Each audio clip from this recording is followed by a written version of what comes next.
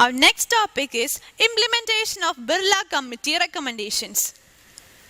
In early 1999, Securities and Exchange Board of India had set up a committee under Sri Kumar Mangalam Birla, member of SEBI board, to promote and raise the standard of good corporate governance. The report submitted by the committee is the first formal and comprehensive attempt to evolve a code of corporate governance in the context of prevailing condition of governance in Indian companies as well as the state of capital markets. The committee's terms of reference were to suggest sustainable amendments to the listing agreement executed by the stock exchanges with the companies and other measures to improve the standard of corporate governance in the listed companies in areas such as continuous disclosure of material information, both financial and non-financial manner, and frequency of such disclosures, responsibility of independent and outside directors. Draft a code of corporate best practices and to suggest safeguards to be instituted within the companies to deal with insider information and insider trading. The primary objective of the committee was to view corporate governance from the perspective of the investors and shareholders and to prepare a code to suit the Indian corporate environment.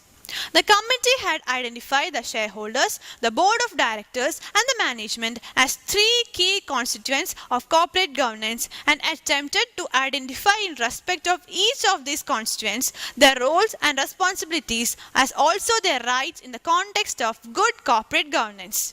What are the recommendations of Birla Committee? The committee divided the recommendations into two categories, namely mandatory and non-mandatory. First, the mandatory recommendation applies to listed companies with paid-up capital of Rs 3 crore and above. Composition of board of directors, that is, optimum composition of executive and non-executive directors. Audit committee with 3 independent directors with 1 having financial and accounting knowledge. Remuneration committee. Board procedures. At least 4 meetings of the board in a year with maximum gap of 4 months between 2 meetings to review operational plans, capital budgets, quarterly results, minutes of committees meeting. Director shall not be a member of more than 10 committees and shall not act as a chairman of more than 5 committees across all companies. Management decision and analysis report conveying industry structure, opportunities, threats, risk, outlook, internal control system. Information sharing with shareholders. Next, the non-mandatory committee recommendation. Role of chairman, remuneration committee of board, shareholders' right for receiving half-yearly financial performance postal ballot covering critical matters like alteration in memorandum, etc., sale of whole or substantial part of the undertaking, corporate restructuring, further issue of capital, venturing into new business. As per the committee, the recommendation should be made applicable to the listed companies, their directors, management, employees and professionals associated with such companies in accordance with the timetable proposed in the schedule given later in the section. Compliance with the code should be both in letter and spirit and should always be in a manner that gives precedence to substance or form. The ultimate responsibility for putting the recommendation into practice lies directly with the board of directors and the management of the company.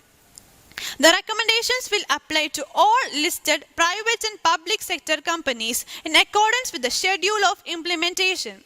As for listed entities which are not companies but body corporates incorporated under other statutes, the recommendation will apply to extent that they do not violate their respective statutes and guidelines or directives issued by the relevant regulatory authorities. The committee recognized that compliance with the recommendation would involve restructuring the existing boards of companies.